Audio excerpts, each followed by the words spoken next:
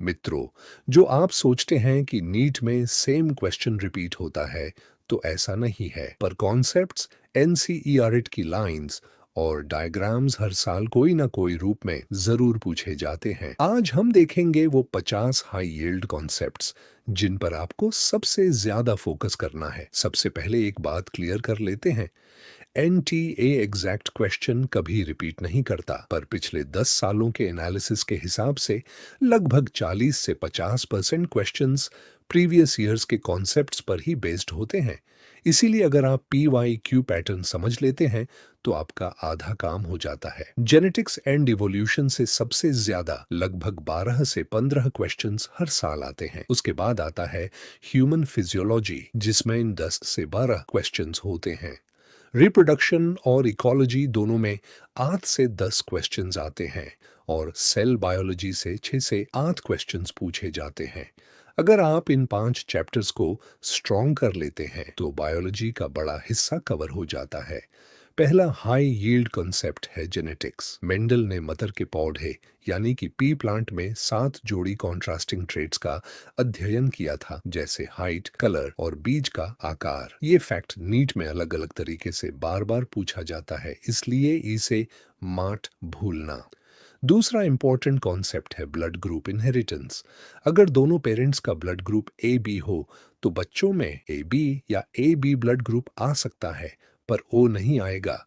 इस टाइप का cross question लगभग हर साल कोई ना कोई फॉर्म में आता है। तीसरा कॉन्सेप्ट है सेक्स डिटर्मिनेशन। बच्चे का सेक्स पिता के सेक्स क्रोमोसोम पर डिपेंड करता है, माँ के पर नहीं। ये फैक्ट बार बार अलग अलग तरीके से नीट में पूछा जाता है, इसलिए डायग्राम के साथ समझ लेना। ह्यूमन फिजियोलॉजी और रिप्रोडक्शन से डायग्राम बेस्ड क्वेश्चन सबसे ज्यादा आते हैं।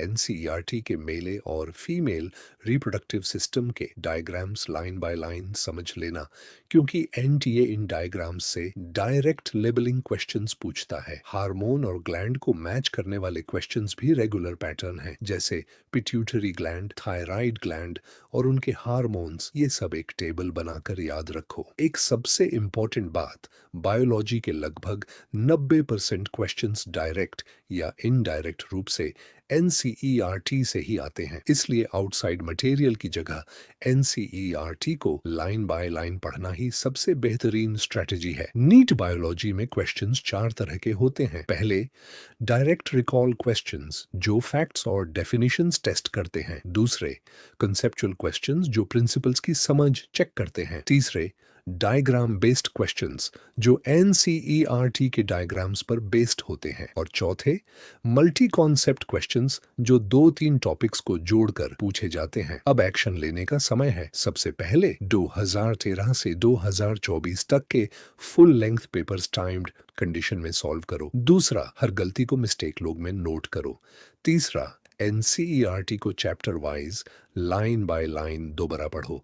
ये 3 चीजें कंसिस्टेंटली करोगे तो पैटर्न अपने आप समझ में आ जाएगा। तो मित्रों, आज हमने देखा जेनेटिक्स, रिप्रोडक्शन और ह्यूमन फिजियोलॉजी के मोस्ट रिपीटेड कॉन्सेप्ट्स। अगर वीडियो हेल्पफुल लगा हो तो लाइक करो और चैनल को सब्सक्राइब करना मत भूलना। डिस्क्रिप्शन में फ्री PDF नोट्स की लिंक दी गई है, वहां से डाउनलोड कर लेना।